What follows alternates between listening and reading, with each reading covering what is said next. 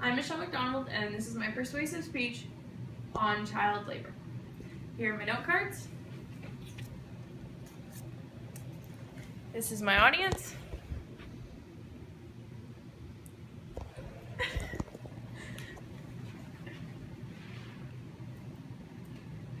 And here is my speech.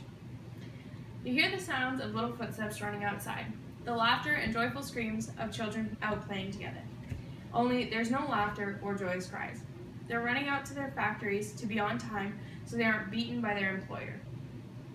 Children should be carefree and enjoy their adolescence. They should not be forced to work in factories for little or no pay, work long, extensive hours, and be beaten or abused for not understanding or doing something wrong. Child labor is a major issue throughout the world today, especially in third world countries. They are obliged to work long hours for next to no pay. Children have been used as tools throughout history. Some of the factory work includes working in brick kilns, assembling shoes, mixing gunpowder for firecrackers, and working at carpet looms. The safety of these children is not being taken care of or into effect whatsoever. Numerous accidents are bound to occur in places such as these due to the harsh conditions and extreme materials being used.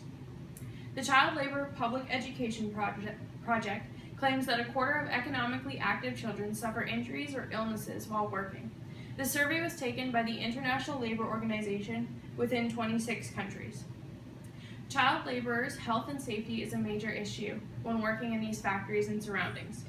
It exposes children to harsh environments and chemicals such as intense pesticides, lack of clean water, and dealing with powerful machineries and sharp tools. Some of the absolute worst forms of child labor include slavery, soldiering, prostitution, and drug trafficking. These jobs lead to traumatic effects that include long-term health and socioeconomic effects.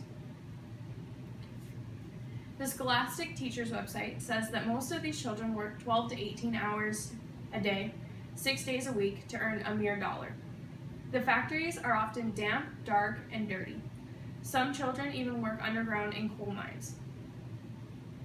These children don't have time to play or go to school, and they had little time to rest or just be kids. Children should have the right to their education and are being neglected of this since they are forced to work in factories or on farms. They should be focusing on reading books and learning how to write. Instead, these poor children work from dawn till dusk in filthy surroundings and are unsure of when their next meal will be or if they will accidentally lose a limb under these working conditions. Every child around the world deserves a right to education and to be a kid. Children should be running around playing games. They should not be wandering around heavy machinery or breathing in pesticides. The long hours of work on a regular basis can harm children's social and educational development, claims the International Labor Organizations. It is said that adolescents that work more than 20 hours are reported more likely to have behavioral problems like aggression, misconduct, and substance use. The history site for child labor claims that educational reformers of the mid-19th century had convinced many that primary school education was a necessity for the growth of children as well as the advancement of the nation. This led to establish a minimum wage for labor and minimal requirements for school attendance, although these laws were only established in certain places. Some of the children laborers suffered the long hours being yelled at, hit, or scolded for their lack of understanding in what was needed for the task at hand. Many children started working in factories at the age of 5. The image I chose for my visual presentation was from the History Photos by Jill Harness. It is a picture of a group of boys that are working at a shrimp factory. The age of children typically varied between 5 and 12 years old. You can see by this photo that some of these kids aren't even wearing shoes. These children worked on shelling shrimp in a factory all day long until their fingers bled. The materials they used, such as the acid and salt water, only made their wounds worse and the pain increase. Most of these children are making under $1 a day in order to help provide for their families. On top of bleeding fingers and swollen feet from standing for hours on end, they are also being physically and verbally abused by their employers. Another photo I used was a picture of young boys working inside a factory building in 1911.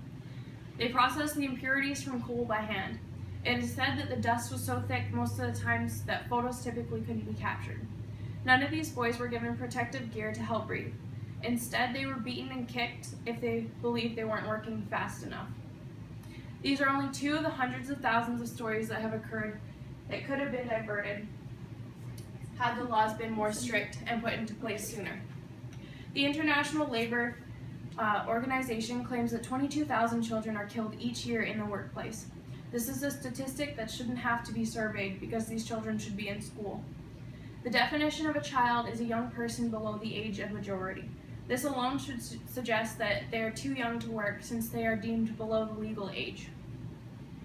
A kid should be a kid whose biggest worry is what game they want to play next and what time school begins.